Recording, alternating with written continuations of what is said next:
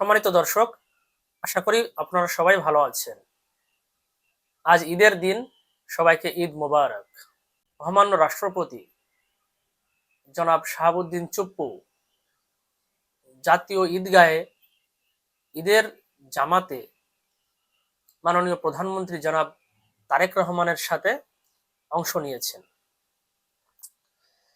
এখন এই বিষয়টার ছবি সকালে খুব দ্রুতই সোশ্যাল মিডিয়ায় ভাইরাল হয়েছে। এটা ভাইরাল হওয়ার যে মেন কারণ, যে কিছুদিন আগে এই নতুন সরকার গঠিত হওয়ার পর জনাব শাহাবুদ্দিন চুপ্পু উনি একটা ইন্টারভিউতে, খুব বড় ইন্টারভিউ দিয়েছিলেন উনি একটা পত্রিকার সাথে। সেখানে উনি অভিযোগ করেছিলেন যে ওনাকে ডক্টর ইউনূসের অন্তর্বর্তীকালীন সরকার জাতীয় ঈদগাহে ঈদের জামাতে পর্যন্ত অংশ নিতে দেয়নি, যেটা আমাদের বাংলাদেশের রাজনীতির প্লাস সরকারের দীর্ঘদিনের একটা রীতি, যে ঈদের দিন সকালে রাষ্ট্রপতি ও প্রধানমন্ত্রী একসাথে ঈদের জামাত করবেন। প্রফেসর ইউনূসের সরকার রাষ্ট্রীয় কোনো নীতিরই আসলে তোয়াক্কা করে নাই। দেখুন, রাষ্ট্রের রীতি আছে যে প্রধানমন্ত্রী যতবারই দেশের বাইরে যাবেন বা রাষ্ট্রপ্রধান যতবার দেশের বাইরে যাবেন, প্রতিবার এসে তিনি রাষ্ট্রপতির কাছে একটা ব্রিফ করবেন, যে সেখানে যে কি হলো, কি আলোচনা হলো, বা কোনো চুক্তি যদি হয়ে থাকে সবকিছু নিয়ে। কিন্তু প্রফেসর ইউনূস এটা কখনোই করেন নাই।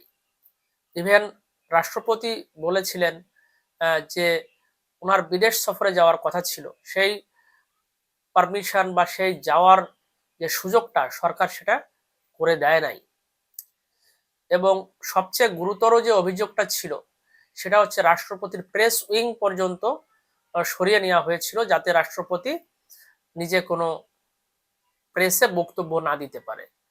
আসলে এই কাজগুলো প্রফেসর ইউনূসের সরকার কেন করেছে জানি না, তবে রাষ্ট্রপতিকে সরানোর জন্য তারা মরিয়া হয়ে উঠেছিল। আমার মনে হয় রাষ্ট্রপতিকে সরাইতে পারলে দেশের নির্বাচনটা আসলে যে ঠিকঠাক ভাবে ঠিকঠাক সময়ে হয়েছে এটা মনে আর হতো না। যে পক্ষটা দেশের নির্বাচন বানচালের ষড়যন্ত্র করেছিল তারা হয়তো সফল হতো। যেহেতু রাষ্ট্রপতি চুপ্পুকে অপসারণ করা যায়নি, এটা মূলত বিএনপি সাপোর্ট এবং সশস্ত্র বাহিনীর সাপোর্টের কারণে, যার জন্য আসলে নির্বাচনটা বানচাল করাও যায়নি। যেহেতু রাষ্ট্রপতিকে সরানো যাচ্ছিল না বা তিনি রাজি হচ্ছিলেন না, এই জন্য হয়তো ডক্টর ইউনূসের সরকার রাষ্ট্রপতির উপর খেপাচ্ছিল। এই জন্য রাষ্ট্রপতিকে তার প্রাপ্য সম্মান, মর্যাদা এইগুলো তিনি দেননি। কিন্তু তার কাছ থেকে তো মানুষ এটা আশা করে নাই। তার কাছ থেকে তো মানুষ আশা করেছিল যে উনি হবেন একটা নোবেল লরিয়েট, উনি সবকিছু নিয়ম মেনে চলবেন, একটা সুন্দর সবার জন্য একটা অ্যাক্সেসেবল সোসাইটি উনি গড়ে তুলবেন। উনি বৈষম্য বিরোধীর নামে সরকার গঠন করলেন, অথচ উনি এসে চালু করলেন সবচেয়ে বড় বৈষম্য। দেখেন, কোটা আন্দোলনটা হয়েছিল একটা ন্যায্য আন্দোলন আওয়ামী লীগ সরকারের বিরুদ্ধে। কারণ দেখেন, দেশের জনসংখ্যার 1% তো হবে না যারা মুক্তিযোদ্ধা, না? এখন যারা দেশের জনসংখ্যার 1%ও না, তাদের যদি আপনি 30% কোটা দিয়ে দেন, তা সেটা কি কখনো ন্যায্য হলো? মুক্তিযোদ্ধারা দেশের জন্য যুদ্ধ করেছে, দেশকে স্বাধীন করেছে, তারা একটা সম্মান অবশ্যই পেতে পারে। সেটা হতে পারে তাদের একটা ভাতা, সেই ভাতা তো ভালো ভাতা দেওয়া হতো। একটা মুক্তিযোদ্ধারে মাসিক সম্ভবত 20,000 টাকার করে ভাতা দেওয়া হতো। ইভেন আপনি যদি চাকরিও দিতে চান, আপনি দেন, সে কোটা দেন, আপনি হয়তো 5% দেন, তাহলে তো মানুষের ভিতর এত প্রতিক্রিয়া হতো না। আপনি যারা দেশের 1% জনগণেরও প্রতিনিধিত্ব করে না, তাদের আপনি দিয়ে দিলেন 30% কোটা, যার ফলশ্রুতিতে যা হওয়ার তাই হলো। ছাত্রদের ভিতর, মানুষের ভিতর যে দীর্ঘদিনের যে পুঞ্জীবিত একটা ক্ষোভ, সেটারই কিন্তু একটা বিস্ফোরণ হলো। এবং এই বিষয়টা আওয়ামী লীগ সরকার হ্যান্ডেল করতে পুরোপুরি ব্যর্থ হলো। তারা দীর্ঘদিন ক্ষমতায় থেকে একটা স্বৈরাচারী মাইন্ডসেট তাদের তৈরি হয়ে গেছিল, একটা স্বৈরাচারী সরকার তারা গঠন করেছিল। তখন আসলে তারা ভাবছে যে আমাদের কে কি করবে, পুলিশ আমাদের, সবকিছু আমাদের। কিন্তু আসলে জনগণের ক্ষমতা আসলে সবচেয়ে বেশি। জনগণ যখন সবাই খেপে যাবে তখন কিন্তু ভাই আপনি টিকতে পারবেন না, আপনার কেউ আপনার শেষমেশ পক্ষে থাকবে না। সেটাই হয়েছিল, কেউ পক্ষে থাকে নাই, ফলশ্রুতিতে আওয়ামী লীগ সরকারের পতন ঘটে গেছে।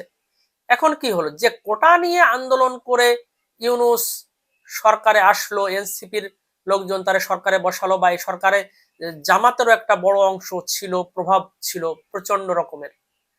তো এখন তারা সেই আবার কোটা চালু করে দিল সব জায়গায়। যে যারা জুলাই আন্দোলনে ছিল তাদের জুলাই যোদ্ধা নাম দেওয়া হলো, দিয়ে সর্বক্ষেত্রে ইউনিভার্সিটি ভর্তি থেকে শুরু করে তাদের অগ্রাধিকার দিয়ে একটা কোটা চালু করে দেওয়া হলো। তাহলে সেই কোটার জন্য আন্দোলন করে যদি আবার সেই কোটাই চালু করতে হয়, তাহলে সেই আন্দোলনের আর কি অর্থ থাকে আপনি বলেন? কোনো অর্থ থাকে? আর মানুষের ভিতর আর গ্রহণযোগ্যতা থাকে? তাদের কাজকর্মের কারণেই মানুষের ভিতর থেকে তাদের গ্রহণযোগ্যতা কিন্তু খুব দ্রুত চলে গেল।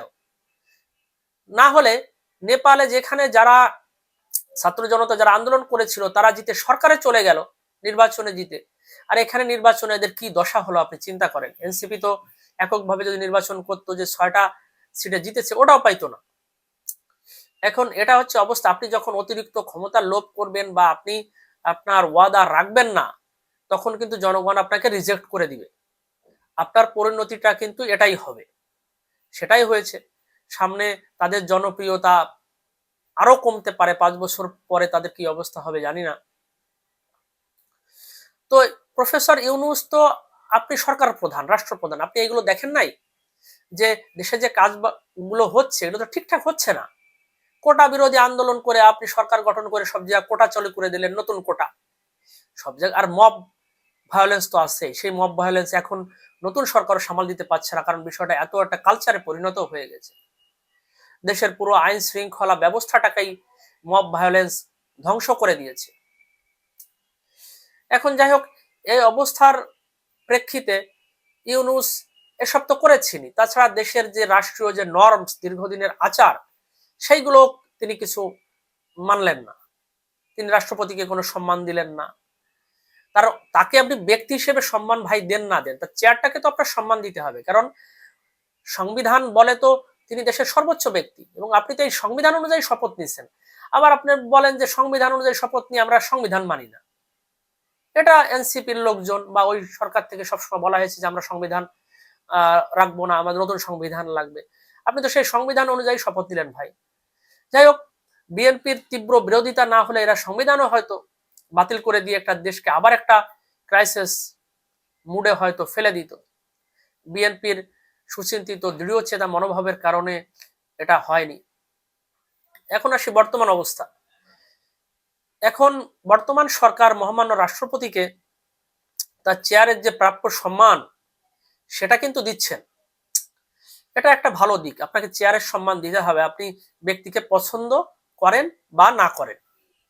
এটাই হয়, একটা সভ্য দেশে এটাই হয়। আবার শোনা যাচ্ছে রাষ্ট্রপতিকে হয়তো এই সরকার জনাব শাহাবুদ্দিন চুপ্পুকে 1 বছর রাখবেন, তারপরে হয়তো পরিবর্তন করা হবে। এটা করলেও এটা সম্পূর্ণ রাজনৈতিক ব্যাপার, কারণ হচ্ছে যে রাজনৈতিক দল তাদের একটা প্ল্যান থাকবে যে আমরা সামনের নির্বাচনে যেন আমরা ভালো করতে পারি বা জিততে পারি, সেই প্ল্যানের অংশ হিসেবে তারা করতে পারে। কারণ 1 বছর পরে নতুন রাষ্ট্রপতি যদি আসেন, তার মেয়াদও হবে 5 বছর। সেক্ষেত্রে বিএনপির যখন সংসদের মেয়াদটা শেষ হবে, তারপরেও তাদের রাষ্ট্রপতি আরো 1 বছর ক্ষমতায় থাকবেন। সেক্ষেত্রে তাদের হয়তো কিছুটা সুবিধা হলেও হতে পারে। এর ভিতর যদি আবার জুলাই সনদের বাস্তবায়নটা করা হয়, সেক্ষেত্রে রাষ্ট্রপতির ক্ষমতা নাকি বেশ বৃদ্ধি পাবে। এগুলো আসলে রাজনৈতিক যে কৌশল সেটারই একটা অংশ। আবার জনাব শাহাবুদ্দিন আহমেদ ইদানিং বেশ বিএনপির প্রতি উনি বেশ আপ্লুত, হয়তো ওনাকে ক্ষমতায় থাকতে হেল্প করেছে ডক্টর ইউনূসের সময়, বা এখনো ক্ষমতায় রেখেছে, এই জন্য হয়তো উনি ভিতর থেকে কৃতজ্ঞতা বোধ করছেন। এটা হতে পারে, এটা একটা হিউম্যান নেচার, অনেকের ক্ষেত্রে এটা হয়। যাই হোক, আমার মনে হয় 1 বছর পরে জনাব রাষ্ট্রপতি চুপ্পুকে যদি অপসারণ করাও হয়, তবে সেটা নিঃসন্দেহে সম্মানের সাথে হয়তো করা হবে। উনি হয়তো একটা ভালো এক্সিট উনার হয়তো হবে সম্মানের সাথে।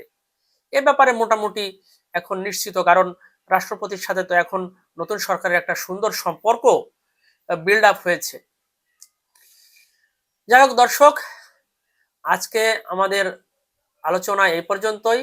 সবার ঈদটা খুব ভালো কাটুক, আনন্দময় কাটুক। আর আমরা সবাই আশা করব আমাদের দেশের অস্থিরতা বন্ধ হবে, দেশে শান্তি ফিরে আসবে। সবাইকে ধন্যবাদ, সবাই ভালো থাকবেন।